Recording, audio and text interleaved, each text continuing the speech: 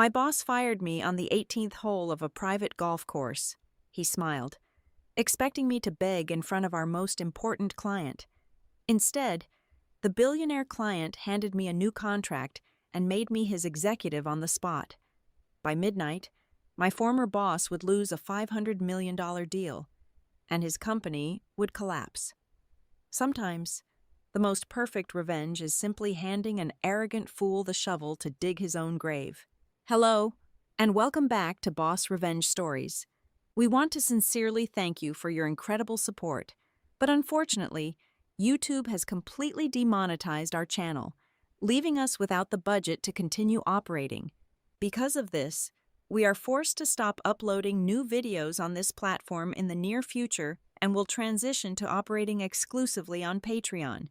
If you enjoy today's story, please support us by joining our Patreon channel to hear exclusive, true stories that are even better and significantly longer. Our Patreon features highly detailed situations we simply cannot publicize on YouTube, brought to life by multiple emotional voice actors in a single story. You can join by scanning the QR code on your screen or by clicking the Patreon link in the description or pinned comment of this video. Now, let us begin today's story, told by our brilliant protagonist, Natalie Chapman. I gave 8 years of my youth to Aero Vanguard Solutions.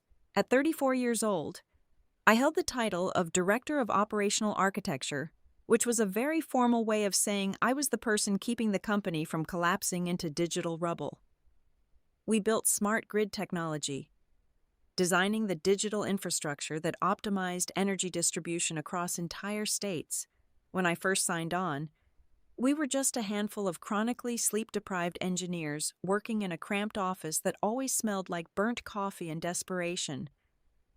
Over 8 brutal, exhilarating years, I poured my absolute soul into the code. I built the architecture that dragged us out of obscurity and turned us into a national enterprise. I knew every single line of code, every hidden vulnerability in our server arrays, and the name of every engineer on the floor. This company was my life's work. Everything began to rot the moment Vance Sterling walked through our glass doors. It did not start with a catastrophic server crash or a lost client. It started with a tailored Italian suit and hair slicked back with an obscene amount of expensive gel. Vance was exactly 30 years old, radiating the kind of unearned, arrogant confidence that only comes from a massive trust fund. He was the dictionary definition of a Nepo baby. His father's investment group had provided the crucial capital during our latest funding round, and part of their aggressive acquisition strategy involved pushing this silver-spooned prince directly into the chief executive officer chair. Vance knew absolutely nothing about smart grids, electrical engineering, or software architecture. What he did possess was an endless, nauseating stream of empty corporate buzzwords. Every time he opened his mouth, he sprayed the room with terms like synergy, disrupting the paradigm, and leveraging agile metrics without ever actually saying anything of substance. In modern corporate culture, elimination rarely happens with a loud argument or a dramatic firing in a boardroom. The culling happens in complete silence. It is a slow, suffocating process of being systematically erased from the ecosystem you built. I started noticing the small, insidious things first. Crucial project update emails would circulate among the executive team, and my name would be conveniently missing from the recipient list. When I confronted his assistant, it was always brushed off as a harmless clerical error. Then, high-level strategy meetings would suddenly get rescheduled by 2 hours, and somehow, my digital calendar invite was never updated. I would walk into an empty conference room, only to realize the financial and operational decisions affecting my department had already been made without my input. Shortly after that, the financial budget for my core engineering team was slashed by 30% without a single justifiable reason. The breaking point, the undeniable proof of his intentional sabotage, centered around my crown jewel, Titanium Zenith Energy. For over a year and a half, I had personally spearheaded and negotiated a massive contract with Titanium Zenith, a colossal energy infrastructure conglomerate based down in Texas. This was not just a lucrative deal. It was a behemoth of a contract that would secure Aero Vanguard's market dominance for the next decade. I had flown to Texas countless times, sat in boardrooms with tough, old-school energy tycoons who were skeptical of transitioning to smart renewables, and I earned their trust through sheer technical brilliance and relentless preparation. The ink on the final contract was barely dry when Vance began to insert his perfectly manicured hands into the project. He simply could not stand the fact that the biggest financial win in our company's history had my name attached to it. He needed to neuter my influence immediately. Under the painfully transparent guise of agile restructuring, Vance began cannibalizing my department. One by one, he transferred my most loyal veteran engineers to completely unrelated departments. He claimed to the board that we needed a cross-functional paradigm shift, but his true motive was crystal clear. He was actively dismantling my support system, leaving me with a ragged, overworked team of junior developers who were far too terrified of losing their paychecks to ever question his authority. Most executives in my position would have stormed into his pristine, glass-walled office, slammed their fists onto his custom mahogany desk, and screamed until their voices went hoarse. I did not do that. I did not raise my voice, and I certainly did not cry. I maintained absolute, terrifying silence. My silence was not a sign of submission. It was the intense focus of a predator watching clumsy prey, observing his methodical, albeit amateurish, maneuvers. I finally saw the complete picture. Vance did not just want to strip me of my operational power to inflate his own fragile ego. His endgame was far darker and greedier. I was only weeks away from finalizing the V2 software suite, a revolutionary upgrade to our core architecture that would automate grid load balancing with unprecedented, flawless efficiency.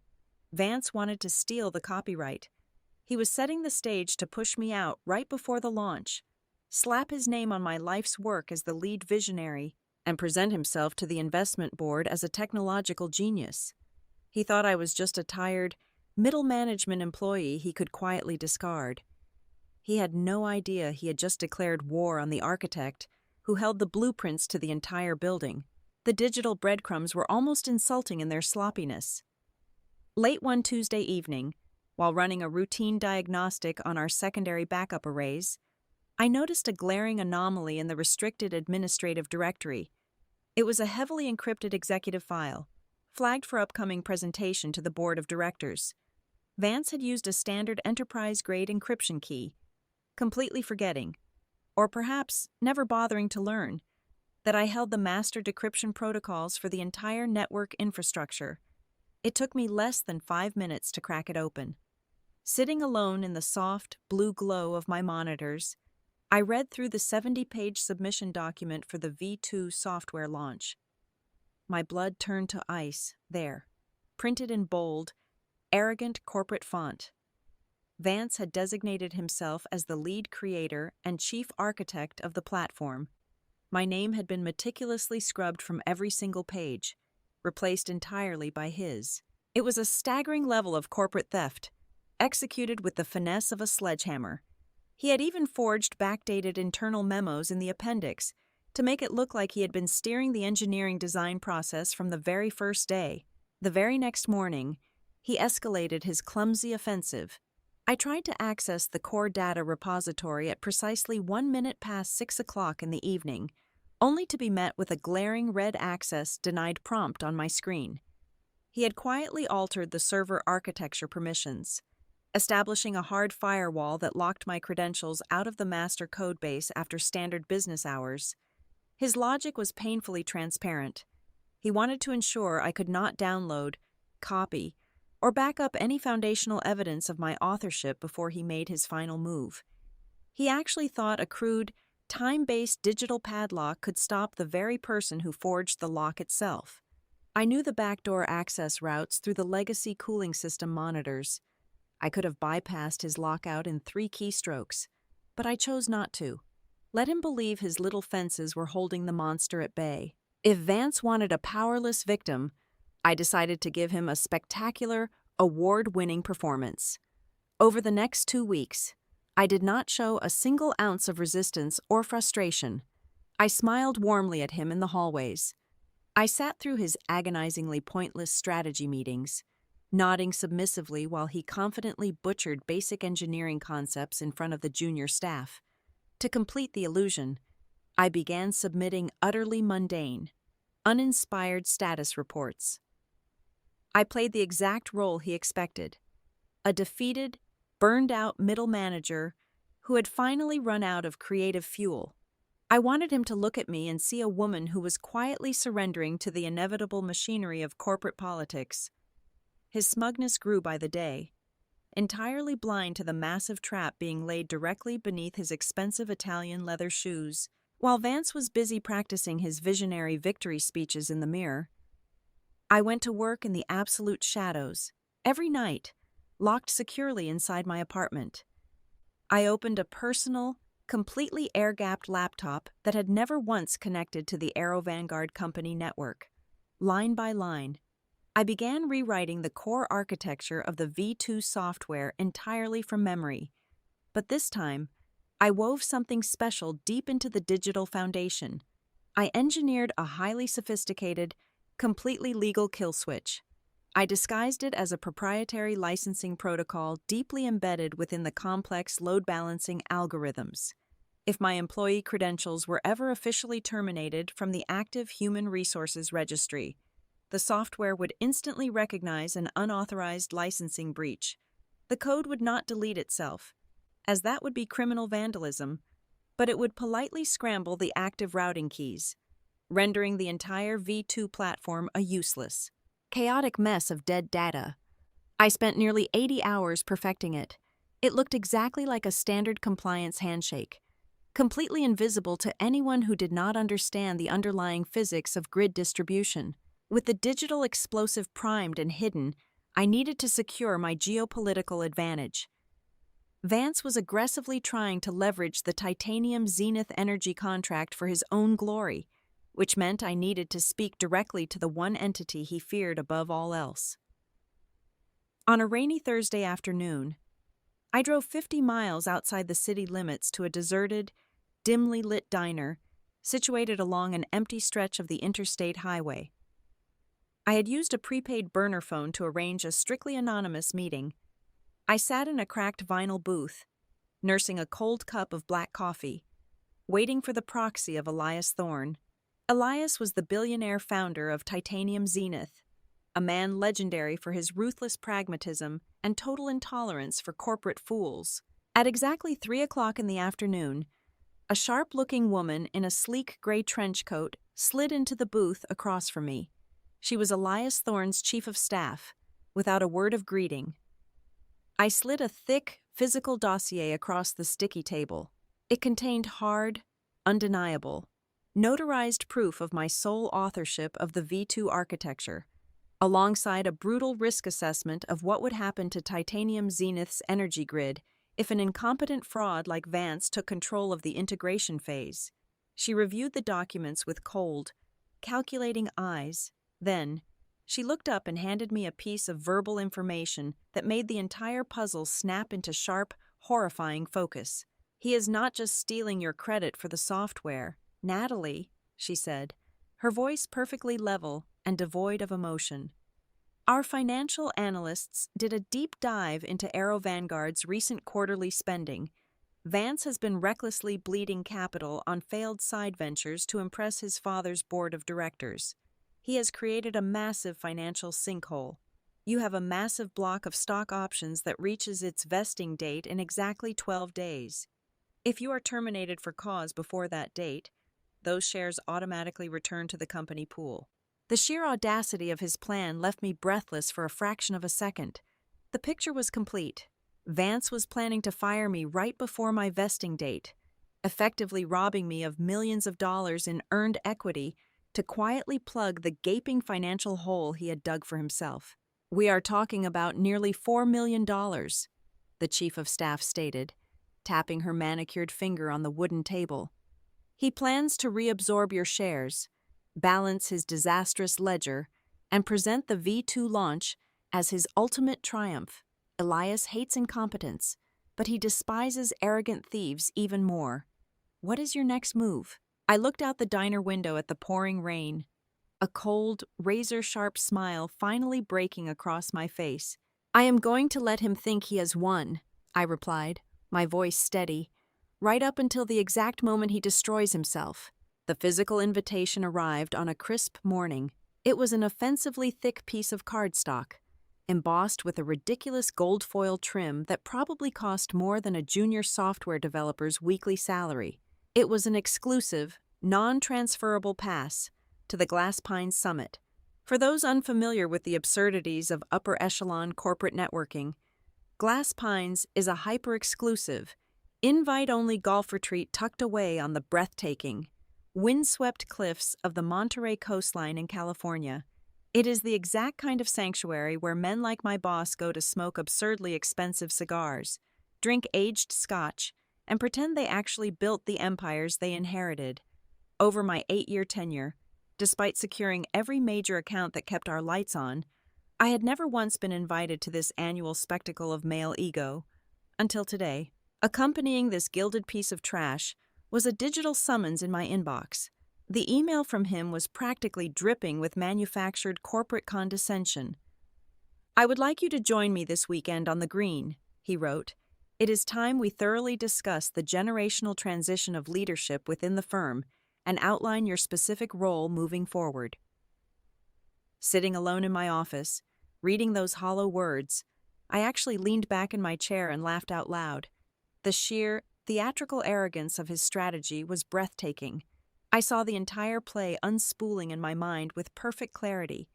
He did not want me there to transition my role or hand out a promotion. He wanted an audience for a public execution.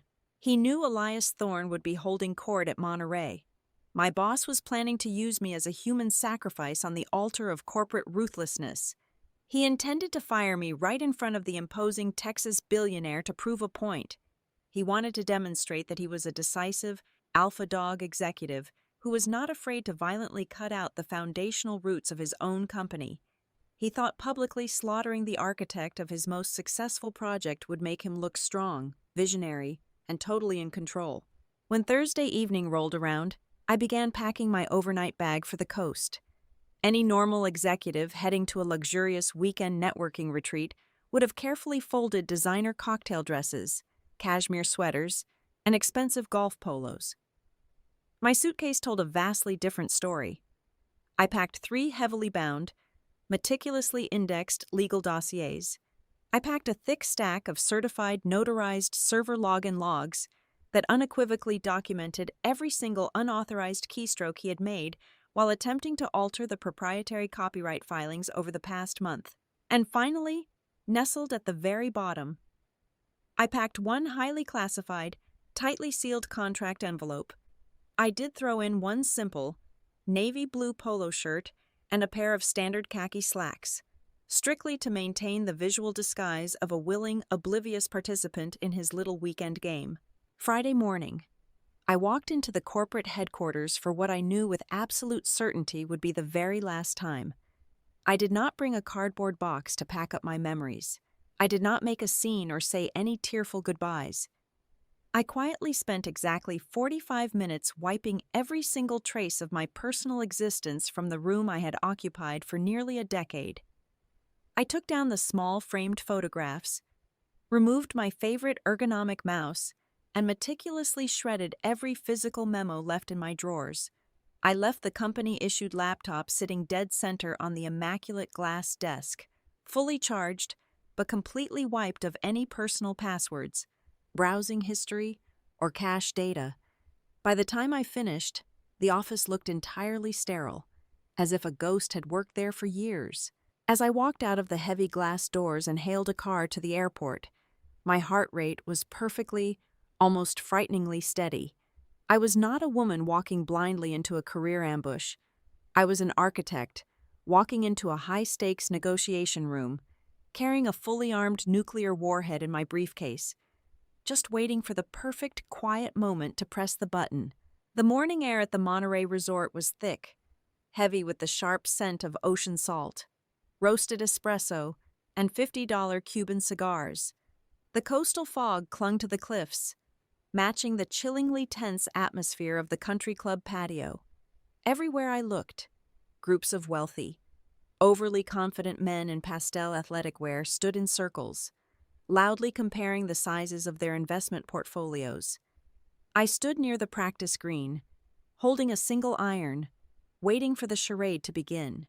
My boss strode out of the clubhouse a few minutes later, looking like an advertisement for a ridiculously overpriced sporting goods catalog. He wore pristine white trousers and a glaringly bright blue vest, his hair immaculate despite the damp ocean breeze. When he spotted me, he flashed a smile so aggressively fake it practically made my stomach turn. He patted my shoulder with forced, heavy-handed familiarity, playing the role of the benevolent mentor for anyone who happened to be watching. Then, Elias Thorne arrived. The shift in gravity was immediate. While the other executives peacocked around the patio, the Texas billionaire walked with the slow, deliberate pace of a man who owned the very ground he stepped on. Elias was in his late 60s, with a face weathered by decades of brutal oilfield sun and cutthroat boardroom wars. He wore a simple faded windbreaker and a dark baseball cap. He possessed an overwhelming, suffocating aura of absolute authority that a privileged boy like my boss could never hope to mimic. No matter how many millions he spent on tailoring, Elias possessed eyes as sharp and unforgiving as a razor blade. He shook my boss's hand with barely concealed indifference before giving me a curt, silent nod. For the first 9 holes, the round of golf was agonizing. It was a masterclass in second-hand embarrassment. My boss drove the golf cart with frantic energy, leaping out at every tee to enthusiastically swing his club into the rough, all while unleashing an endless, suffocating barrage of corporate nonsense. He talked over the sound of the crashing waves, desperately trying to impress Elias. He rambled endlessly about cloud synergy, limitless potential, blockchain integration, and disrupting the legacy paradigm. Every time my boss spoke, he made sure to stand slightly in front of me, physically attempting to block me out of the billionaire's field of vision. He wanted me to look like a silent, insignificant subordinate brought along merely to carry his metaphorical luggage. Elias Thorne, however, was not a man who suffered fools. For 3 hours, the Texas tycoon completely ignored the frantic chief executive. Elias did not offer a single validating nod or a polite chuckle to any of my boss's desperate jokes. Instead, as we approached the 7th tee box, Elias leaned on his driver, stared out at the gray horizon, and abruptly turned his back on my boss. He looked directly at me. "Let us cut the marketing garbage," Elias said, his voice a low, gravelly rumble that cut straight through the whistling wind. "I am looking at a scenario where a massive winter storm hits the Texas Panhandle. Temperatures drop to -10 degrees. The wind turbines freeze solid. Natural gas pipelines lose pressure. Residential heating demand spikes by 400% in a matter of 2 hours. If I am running your new software architecture, does my grid completely collapse, or do my people survive the night?" My boss immediately stepped forward, his mouth opening to unleash another string of useless buzzwords. "Well, Elias, our agile framework is designed to seamlessly pivot." Elias did not even look at him. He simply raised one large, calloused hand, pointing a single finger right at my boss's chest, instantly silencing the man. Elias kept his piercing gaze locked entirely on me. I asked the architect, not the salesman. The silence that followed was electric. I stepped up to the tee, resting my hands calmly on my club. I did not blink. I did not hesitate. "The grid does not collapse," I answered, my voice steady, sharp, and entirely devoid of hesitation. "Because the system does not react to the weather. It anticipates it, 48 hours before the temperature drops. The predictive algorithms begin hoarding reserve thermal capacity into localized battery arrays. When the freeze hits and generation drops by 30%, the software executes a microsecond triage. We instantly cap non-essential industrial draw at exactly 15 megawatts per sector. We throttle rolling commercial blackouts at 10-minute intervals, which is completely unnoticeable to human operations, and redirect that freed capacity straight into residential heating sectors. Elias narrowed his eyes, challenging me. What about the localized substations? They will overload and melt down if you force that much redirect through the legacy copper lines. They would, if we used standard routing, I countered smoothly, stepping closer. But we bypassed the primary choke points. I rewrote the core routing logic to utilize peer-to-peer neighborhood distribution. If a substation hits 85% thermal capacity, the software autonomously isolates the node and bleeds the excess power into the neighboring microgrids. We spread the pain so thin that nobody feels it. You lose the industrial uptime. Yes, but not a single residential home loses heat. Your people survive. A slow, genuine smile finally crept onto Elias Thorne's weathered face. He nodded slowly in profound approval, the kind of respect that cannot be bought, only earned through sheer, undeniable competence. For the next 2 holes. Elias walked directly beside me down the fairway, asking incredibly complex, brutal questions about algorithmic latency and fail-safe triggers. I answered every single one with surgical precision. We were locked in a high-level intellectual sparring match, and my boss was entirely, humiliatingly erased from the equation. I glanced back at the golf cart. My boss was standing alone by the wheel. His knuckles were bone white. His jaw was clenched so tightly I thought his teeth might shatter. The jealousy and absolute rage burning in his eyes were unmistakable. In front of the most important client in the world, the man running my company looked exactly like what he truly was, a glorified, overpaid caddy carrying the clubs for the person who actually ran his empire. He was drowning in his own inadequacy, and the sheer humiliation was pushing him right to the absolute edge of his sanity. As we made our approach toward the 18th hole, the coastal breeze seemed to die entirely. The air grew impossibly thick, hanging over the manicured green like a suffocating wool blanket.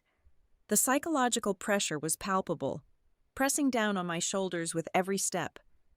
My boss had spent the last 2 hours completely sidelined, reduced to a silent spectator while I dismantled his fragile authority in front of the one man he needed to impress. His face had hardened into a mask of pure venomous humiliation. He could no longer endure being rendered invisible. The script he had so carefully written in his head had been derailed, and in his desperation to reclaim the spotlight, he decided to violently accelerate his timeline. Just before we stepped onto the final putting surface, he suddenly grabbed my elbow. His grip was tight, desperate, and overly aggressive. He yanked me roughly behind the cover of a small cluster of cypress trees, temporarily out of earshot from the Texas billionaire and his entourage. The veneer of the polished executive vanished, replaced by the cornered, vicious snarl of a terrified boy. "Pack your office up by 9 o'clock tomorrow morning," he hissed. His voice a venomous whisper pushed through tightly clenched teeth. A sickeningly triumphant smile stretched across his face, his eyes wide with malicious glee. "You are done here. I am putting my name on that patent on Monday. I am presenting the final architecture as my own personal initiative. Thank you for doing all the heavy lifting, Natalie. But it is time for the real executives to take over." He stared at me, waiting for the devastating impact of his words to register. He expected my eyes to widen in horror. He wanted me to hyperventilate, to beg for my job, to threaten a lawsuit with a trembling voice. Instead, I did absolutely nothing. I did not blink. I did not shift my weight. My face remained as perfectly still and unreadable as the surface of a frozen, bottomless lake. I simply stared back at him with hollow, terrifying tranquility. For a fleeting second, I saw a shadow of genuine unease flicker behind his eyes. My absolute stillness gave him goosebumps. It was the unnatural quiet of a predator waiting for its prey to take one final, fatal step. But his ego was a monstrous, blinding thing.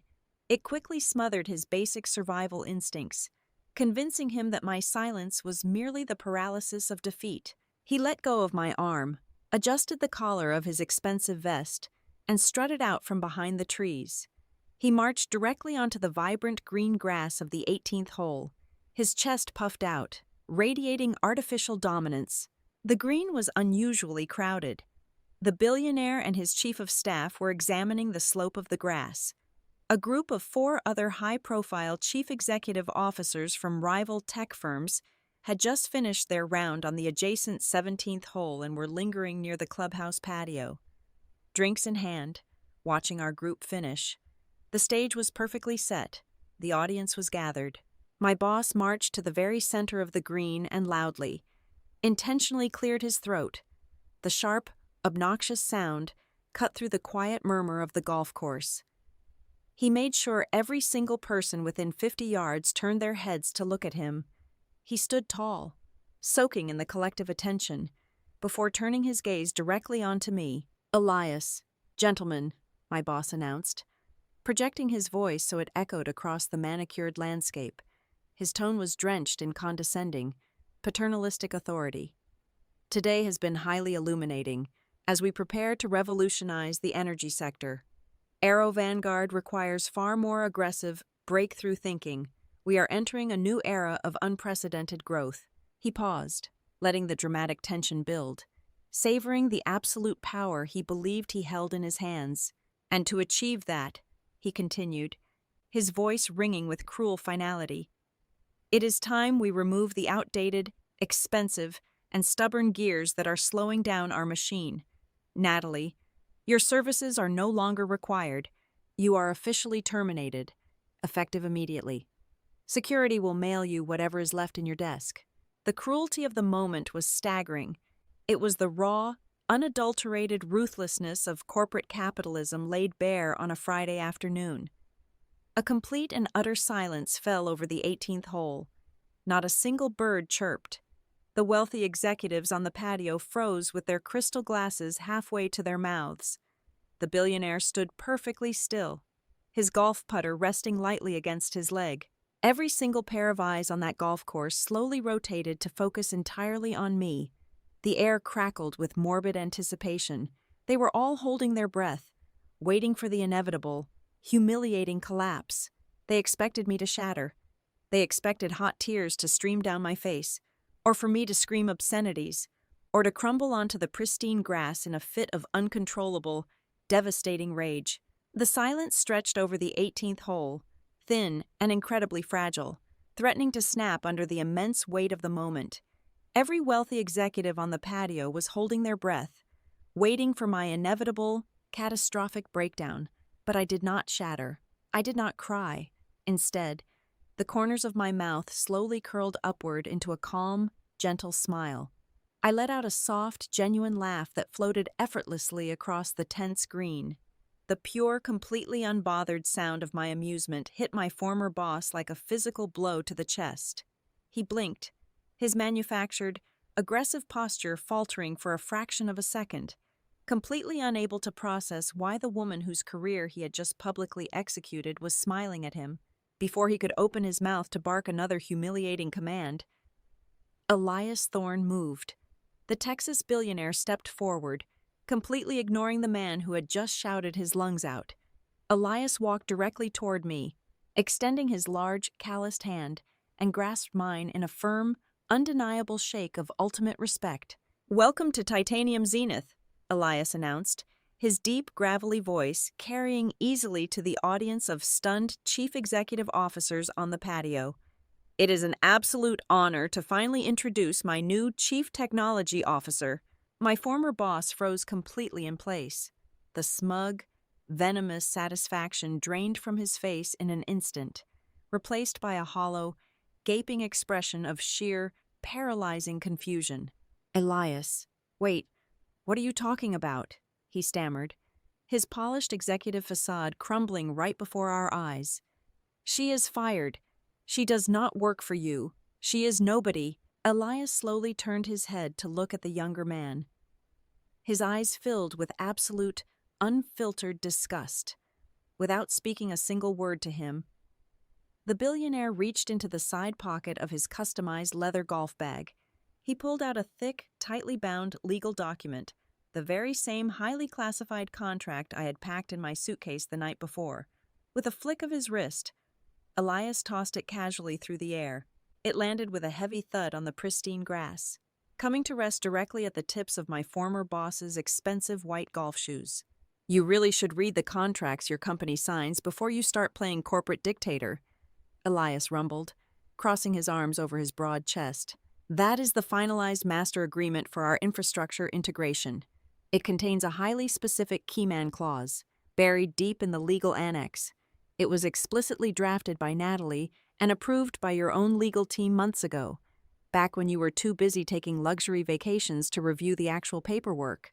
The blood rushed entirely out of the young chief executive's face. He dropped to his knees on the damp grass, frantically tearing the document open and flipping through the pages with trembling fingers. Let me summarize the legal jargon for you, boy, Elias continued, his voice dripping with lethal precision. The clause states that if Natalie's employment is terminated under any circumstances, all software licensing rights granted to Titanium Zenith are immediately and irrevocably voided. Furthermore, your company is instantly liable for a massive breach of contract penalty. Elias paused, making absolutely certain the neighboring executives were hanging on every single syllable. A penalty of exactly $500 million, payable in full within 30 days. The number hung in the heavy coastal air like a descending guillotine blade. $500 million? It was more than triple the liquid capital his entire company had on hand. It was an instant, fatal death blow to his father's investment fund. I am officially canceling the entire project, Elias declared coldly, delivering the final strike. Because your firm just lost the only valuable brain it possessed. You fired the brilliant architect, so I am taking my business and my new chief technology officer back to Texas. I took one step closer to the kneeling, hyperventilating figure on the grass. Oh, and there is one more thing about that V2 software launch you are planning on Monday, I said, keeping my voice low and dangerously calm. When Human Resources officially processes my termination at midnight tonight, the proprietary licensing protocol embedded in the core architecture will automatically scramble the active routing keys. The entire software suite will become a useless, chaotic heap of dead data. You cannot fix it, because you do not possess the intelligence to understand how it works. You wanted the credit for my life's work so desperately? Congratulations. You are now the sole owner of a completely worthless pile of digital garbage, right on cue, as if orchestrated by the universe itself. His phone began to vibrate violently in his pocket. Then, a second phone sitting in his golf cart started ringing loudly. The news of the canceled contract and the pending $500 million lawsuit had already hit the executive board's emergency channels. He stared down at the vibrating device in his hand, his fingers shaking so violently he dropped it into the dirt. His face was the color of chalk. He looked up at me, his eyes wide with genuine, unadulterated terror, trying desperately to piece together broken, pathetic pleas. Natalie, please, wait. We can reverse this. We can talk about this in my office. I was joking. It was just a stress test, he babbled, his voice cracking into a high-pitched, miserable whine. He was practically crawling on the pristine green grass. I did not give him the dignity of a response. I slowly peeled off my white leather golf gloves, dropping them onto the grass right next to the contract he had failed to read. I stepped right past his collapsing, pathetic figure without breaking my stride for a single second. I walked over to Elias's customized golf cart and took a seat in the passenger side. The Texas billionaire tipped his hat to the stunned audience on the patio, hit the accelerator, and we drove away into the brilliant, golden California sunset. I did not look back once.